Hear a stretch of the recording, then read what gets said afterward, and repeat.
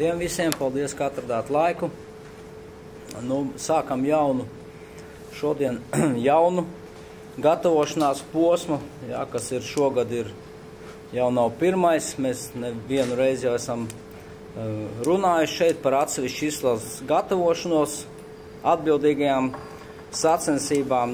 Tātad jāsaka, ka šogad Latvijas vīriešu valstsvienība 6. reizi jau startē Eiropas čempionāta fināla turnīrā, kas pats par sevi ir labs sasniegums, un ņemot vērā mūsu kopējos resursus, varētu teikt pat izcils. Šodien visi treneru kolektīvs ir klāt, ko nevar teikt pagaidām par visiem spēlētājiem. Nav visi treneri, viens aizņemts. Jā, tātad darbs ir uzsākts, ļoti ceram, ka būs sekmīgi. Mums ir pietiekami jauna komanda, vidējais vecums ir 22,6 gadi.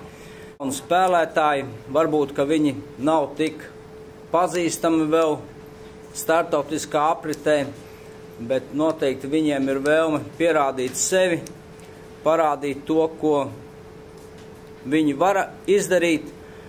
Treneriem mēs ceram, ka izdosies izveidot pietiekami ambiciozu komandu, kam būs cīņas spars, jo viņi spēlē saviem līdzjūtējiem, un līdzjūtēji bieži vien pat pie sliktāka iznākuma atbalsta komandu, ja viņi parādījusi ir cīņas sparu, vēlmi cīnīties līdz galam, un es domāju, līdz ar to arī nepaliks novārtā labi rezultāti.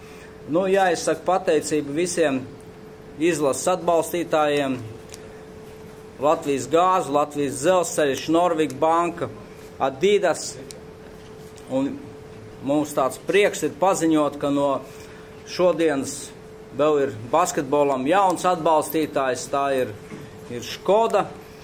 Šodien mēs parakstīsim sadarbības līgumu, un Večkungs pats pastāstīs par iespējām, ko sniegs šis atbalstītājs basketbolam. Kas attiecās uz uzdevumiem, Latvijas basketbola savienības valde vēl lems, un mēs kādi tad konkrēti būs uzdevumi, pārunājot ar treneru kolektīvu par mūsu reālajām iespējām.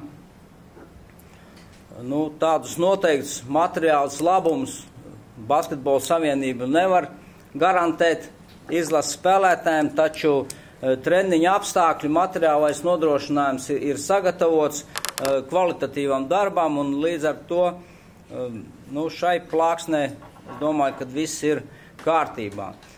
Kas attiecās jautājums par sastāvu, par tiem spēlētājiem, kuri ir aicināti vai kuri nav aicināti izlasē, kuri vēlas, kuri nevēlas. Basketbola valde uzklausījusi ir treneri, un pilnībā paļaujamies uz viņu. Ja mēs esam uzticējuši viņam izlases gatavību, tad arī paļaujamies uz to, ka viņš izvērtēs visus tos kandidātus, kurus ir vērts aicināt izlasē un kurus ne.